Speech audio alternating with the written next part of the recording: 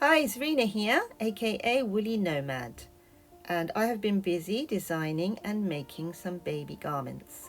I have made a few 0 to 3 month garments, and before you are 3, I've made them in different materials but baby friendly materials. So we have cotton and silk, and we have superwash wool.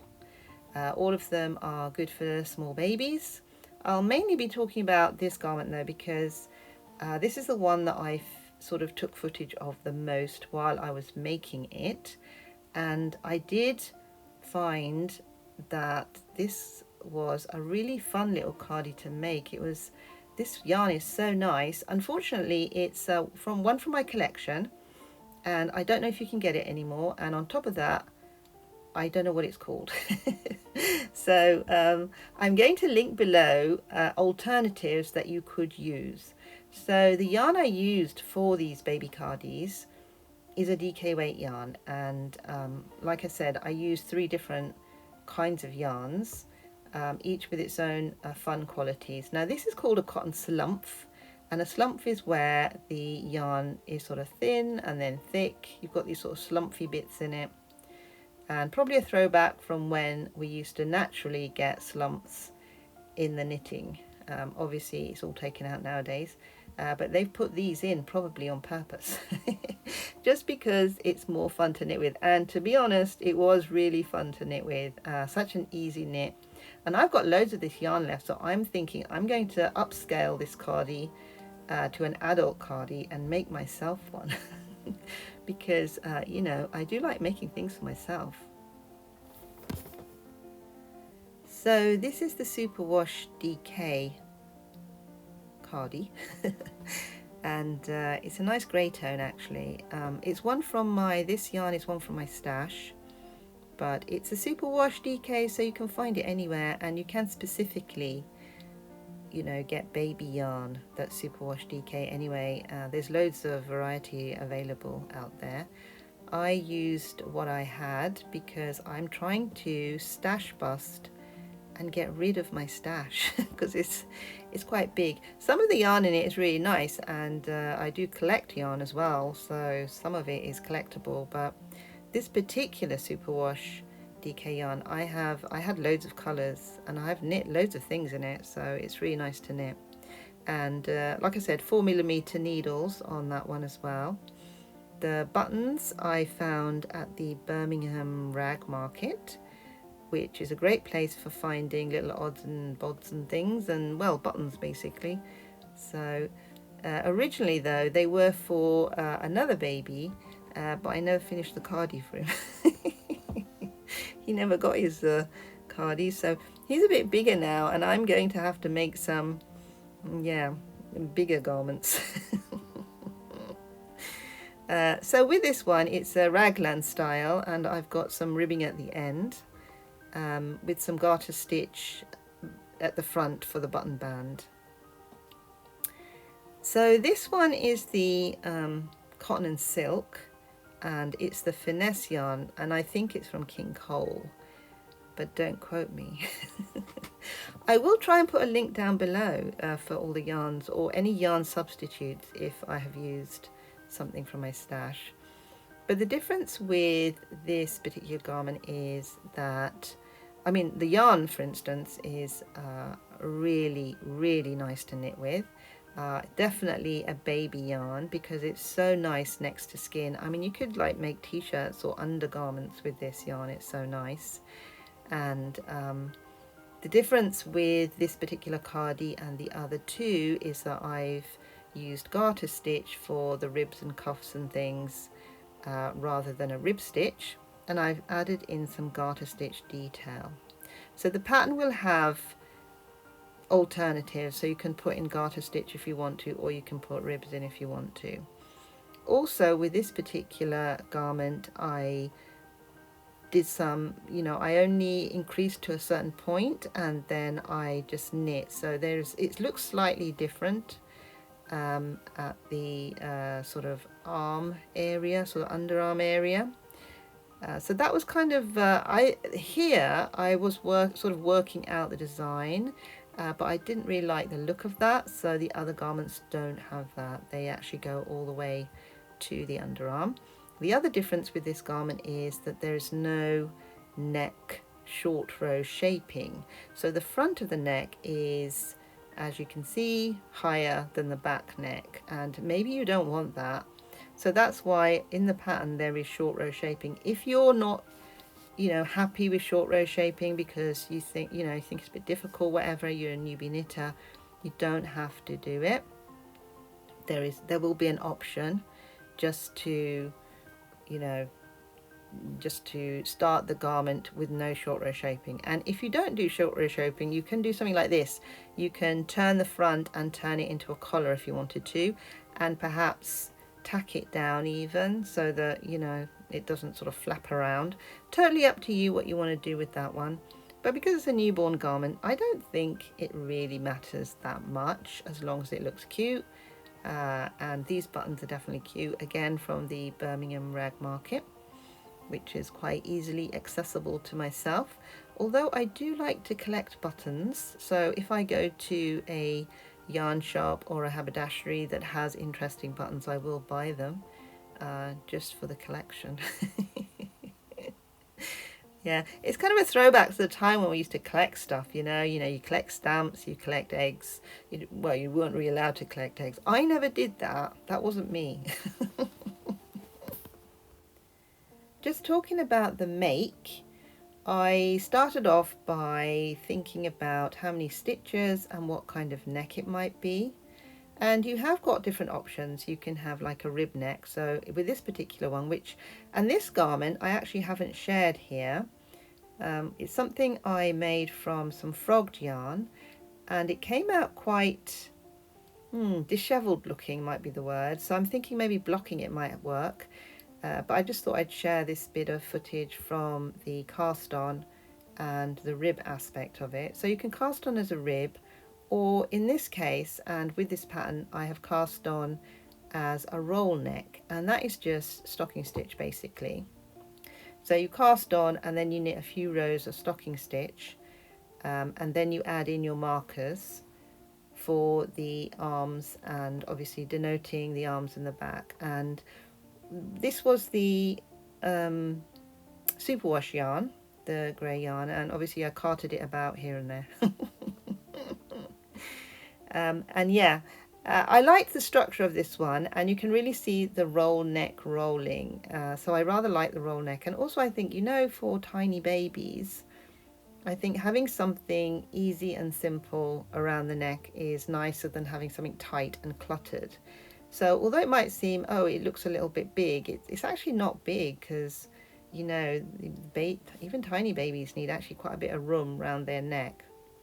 So I went with the roll neck, and I sort of added in my markers, and I did some short row shaping because I didn't like the idea of having the front sort of up high. I wanted it lower. I thought it would be a little bit annoying for the baby if the front was just too high on him or her. So then I was thinking about what I wanted with this garment. Do I want it plain? Do I want to do lots to it? And to be honest with you, because it's my first baby garment that I'm designing, well, I have done them in the past, but I haven't officially done any. So I thought, let's make it plain, and then I can build on it as well. So the features are simple, like I've used garter stitch for the rib, for the front band, sorry, not rib band, because it's garter stitch band. And I've done some short rows, and some baby garments don't have short row shaping. Funnily enough, even some adult garments don't have it. So that's where they are, and it sort of makes the back a little bit higher. I think that's quite important to make the garment sit nicely. For the front I used the garter stitch, and I made some buttonholes, and I also liked the way the increases have left this kind of nice little design here. And that's the make one left and right that allows for that. With the buttonholes, you don't actually have to make buttonholes for newborn garments, I don't think. You could just have poppers on them, you know. Buttons tend to be big and hefty as well, so you might sort of think, oh, I don't really want buttons on it. But I made buttonholes anyway, and they're in the pattern, but you can choose not to put buttonholes in there if you don't want to. Once you finish your increases, then you separate for the sleeves and knit the body. And after the body, then you pick up the sleeves and knit the sleeves. So the body length is, well, I've popped in a certain length which you knit to, and then you can bind off with a rib or with garter stitch, whichever. And there are options, like I said. So I bound off with a rib for this garment, and this garment, which I haven't shown here actually, which is another one I was knitting, is knit in a baby CashMerino yarn, so that's pretty the same as well. But this one is the cotton and silk cardigan, and I bound off with a garter stitch for this one. So this is sort of the part of the make. I didn't film a lot for this, I just filmed a little bit as I was going along. And once you've bound off the body of the garment, then you knit up the sleeves. And these sleeves, there's no decreases on these sleeves until you get to the end. So once you're at the end of the sleeve and you think you're going to bind off, that's when you do some decreases and then you bind off.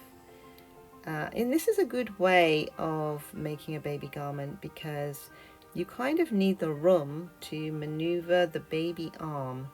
So if you decrease too much or make it too thin, then it's harder for you to get the garment on and off the baby. And I do have experience of this. Yeah. Once the sleeves are done, then it's a case of adding the buttons. And I had a choice of buttons because I've got quite a few nice little baby buttons. And I sort of picked these ones for these garments. I thought they went really well. So for instance, these shiny ones I thought went really well with the silk and cotton garment, and these cute little blue ones went with the grey, and these little cat ones went with the slump, which is a really great word, isn't it? Slump. And you just got to work out where they're going to go and then sew them on. And you can use any you know, thread to sew them on really.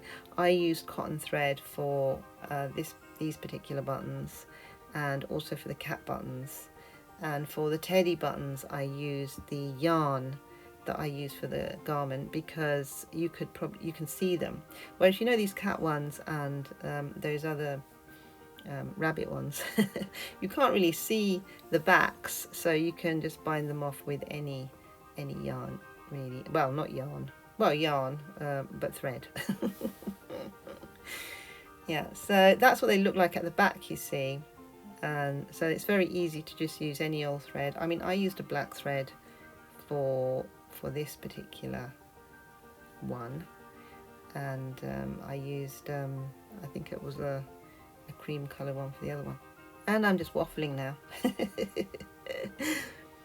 Right, so yeah, really in this video I just wanted to share my design, and it's a simple design, and it's just basically for the beginner knitter or the intermediate who kind of like needs a refresher on some of the aspects of knitting a baby garment. There are things like the increases, which are pretty straightforward. I mean, there's lots of challenges in this garment if you are a beginner. So if you knit this garment up, you will hopefully be able to knit a larger version even. You know, you could upscale this, which is something I plan to do, as I said earlier. The yarns that you can use are DK weight, as long as they're baby friendly, as long as they're cottons or silks. Silk on its own I'm not sure about, but silk with cotton is definitely good. Cotton on its own is good as long as it's a baby cotton or a very soft cotton. You don't want like a very harsh cotton. And of course there's lots of baby merino yarns out there which would be perfect for this garment. I used 4mm needles, but you can use any, you know, if you think you want to use 5mm, you can. The only thing that will happen is if you use a bigger needle, the garment will be bigger, and if you use a smaller needle, the garment will be smaller. But I wouldn't recommend a smaller needle because the fabric becomes too tight, and that's not a very comfortable fabric for a baby. So it needs to be soft and squishy, and that's the kind of fabric that I look for when I'm knitting a baby garment, but also when I'm knitting one of my own garments. And that's something I will be doing hopefully on the channel at some point, making a cardigan for myself and sharing it here. Back to the baby garment, I think I will be doing a knit along in the next couple of weeks, so do keep an eye out for that. The pattern is linked below, so if you want to get on and start knitting, do go and check that out. But if you want to wait for the knit along, that's going to be in a week or two, so I'm not quite sure whether it'll be next week or the week after, so because I'm still putting that together. So once I've done that, that will be shared here on the channel. I am also in the process of designing some more baby knits, and those will be upcoming on the channel too, so look out for them. I'm hoping to put together a few different patterns and then also upsizing this pattern. So at the moment this is a 0 to 3 month year old pattern. 3-month-old pattern. There's no years involved when it's 0 to 3, is there? Yeah, so this is a 0 to 3 month old pattern, and I'm hoping to upsize that to a 6 months and then maybe a year, and then some children's knits as well over the coming year hopefully.